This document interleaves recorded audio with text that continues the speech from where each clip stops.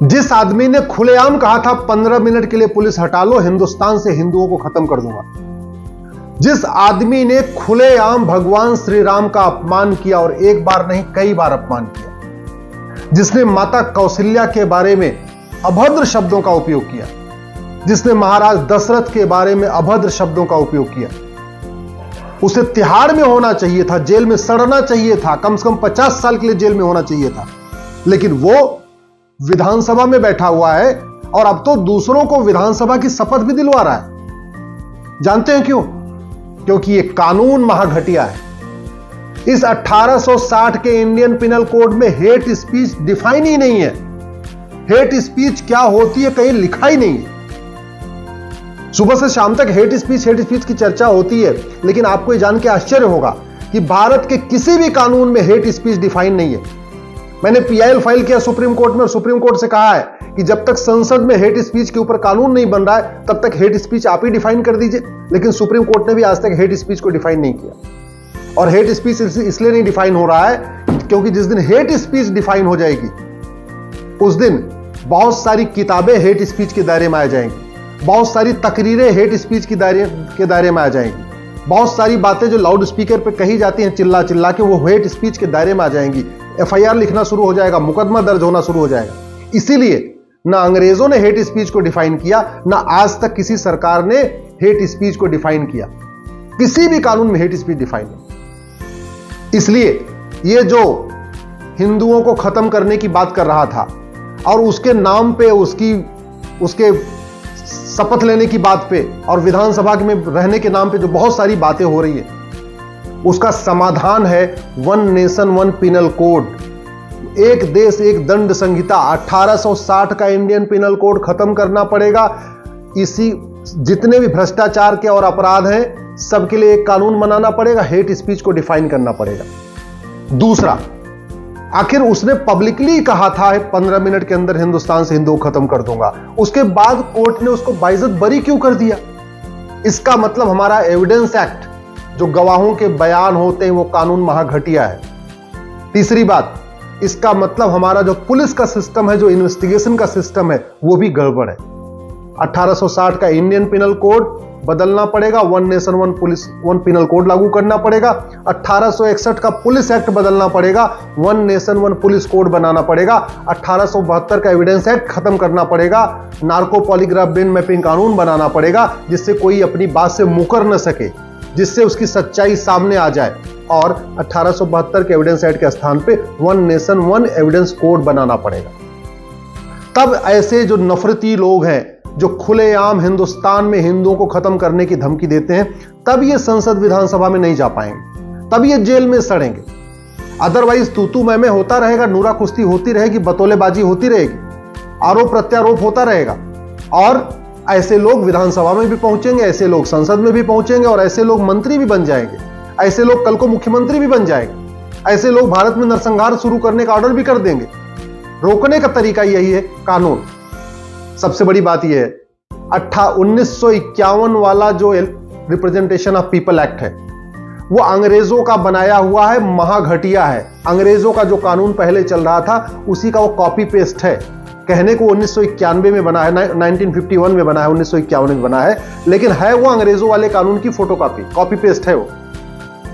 भारत में one nation one election code लागू करना पड़ेगा, भारत में one nation one legislature code लागू करना पड़ेगा, सांसदों विधायकों की ड्यूटी तय करना पड़ेगा, सांसदों विधायकों के लिए स्ट्रिक्ट कोड, एक नियम बनाना पड़ेगा। आखिर क्लर्क और कलेक्टर के लिए स्ट्रिक्ट नियम हो सकता है, चपरासी के लिए स्ट्रिक्ट नियम हो सकता है, हवलदार थानेदार के लिए कठोर नियम हो सकता है, तो सांसद विधायक के लिए कोई नियम ही नहीं। वो कितने भी दिन सर्विस में रहें, कितने दिन अटेंडेंस उनकी आए, वो संसद विधानसभा में आए या ना आए, अटेंडेंस कम हो या ज्यादा हो, सवाल पूछे या ना पूछे, चर्चा में भाग लें या न लें, कोई अपनी तरफ से सुझाव दें या न दें, उनके लिए कोई नियम कानून नहीं, मनमर्जी के मालिक। और एक बार विधायक हो गए, एक बार सांसद हो गए तो वेतन भत्ता, गाड़ी बंगला मिलता रहेगा, पेंशन पूरे आजीवन मिलेगी। एक देश एक चुनाव संहिता बनाना पड़ेगा, एक देश एक विधायिका संहिता बनाना पड़ेगा। इस टाइप के नफरती लोगों को संसद विधानसभा में जाने से रोकने के लिए आपको जुडिशियल चार्टर लागू करना पड़ेगा, जजों की अकाउंटेबिलिटी तय करनी पड़ेगी, जस्टिस विद इन ईयर लागू करना पड़ेगा, 1 घंटे के अंदर एफआईआर, 1 महीने के अंदर जांच और 1 साल के अंदर फैसला। और यह कोई रॉकेट साइंस नहीं है। और जब तक हम कानून नहीं बदलेंगे, पुलिस चार्टर लागू नहीं करेंगे, जुडिशियल चार्टर लागू नहीं करेंगे, एडमिनिस्ट्रेटिव चार्टर लागू नहीं करेंगे, सिटीजन चार्टर लागू नहीं करेंगे, तब तक व्यवस्था में कोई बदलाव नहीं आएगा। गुंडे, बदमाश, मौवाली पार्षद बनते रहेंगे, प्रधान बनते रहेंगे, विधायक बनते रहेंगे और सांसद भी बनते रहेंगे। हम ये चाहते हैं कि जनता जाग जाए, जनता जाग जाए। अरे कानून ऐसा हम क्यों नहीं बना देते? ऐसे गुंडे, मौवाली टाइप के लोग जो है विधानसभा में पहुंचे ही नहीं, पार्षद बन ना पाए, प्रधान ना बन पाए, सांसद ना बन पाए। एक केवल कानून बना दिया जाए, justice with in year, judicial charter. 1 घंटे के अंदर फैसला होगा, 1 घंटे के अंदर एफआईआर होगी, 1 महीने में जांच पूरी होगी, 1 साल के अंदर फैसला होगा। देखिए कितने सारे नफरती टाइप के लोग जो खुलेआम धमकी देते रहते हैं, कभी पत्थरबाजी करते रहते हैं, कभी दूसरों को उकसाते रहते हैं। और जो खुलेआम धमकी दे सकता है हिंदुस्तान से हिंदुओं को खत्म करने के लिए, सोचिए वो पीठ पीछे क्या क्या कहता होगा, कितने सारे लोगों को उकसाता होगा, कितने सारी साजिशों में साजिश करता होगा, और वो क्या क्या करता होगा, फोन पे क्या क्या लोगों को समझाता होगा, आमने सामने क्या क्या समझाता होगा। भाई जो खुलेआम भगवान राम को गाली दे सकता है, तो बंद कमरे में क्या क्या बोलता होगा। जो खुलेआम कहता है 15 मिनट के लिए पुलिस हटा लो, हिंदुस्तान से हिंदुओं को खत्म कर दूंगा, वो बंद कमरे में क्या क्या बोलता होगा। वो पता नहीं कितने आतंकवादियों के समर्थन में, संपर्क में होगा, कितने अलगाववादियों के संपर्क में होगा, कितने माफियाओं के संपर्क में होगा, कितने अपराधियों के संपर्क में होगा। वो पता नहीं किसके किसके नेक्सस में होगा। कैसे सच्चाई कैसे पता चलेगी? वो तो खुद बताएगा नहीं कि हाँ हम इतने आतंकवादियों का समर्थन करते हैं, इतने अलगाववादियों का समर्थन करते हैं। वो आदमी कभी ये बोलेगा नहीं कि फलाने फलाने हमारे इतने ऐसे ऐसे लोगों से संपर्क है। और पुलिस उसको डंडे मार के उससे सच उगरवा नहीं सकती, क्योंकि वो तो विधायक बन चुका है, वो तो माननीय हो गया है। उसके लिए तो बहुत सारा स्पेशल प्रोटोकॉल लग गया। तो सच्चाई कैसे पता चलेगी? सच्चाई पता चलेगी जब नार्को टेस्ट हो, पॉलीग्राफ टेस्ट हो, ब्रेन मैपिंग हो। और वो हो नहीं सकती क्योंकि हमारे पास कानून नहीं है।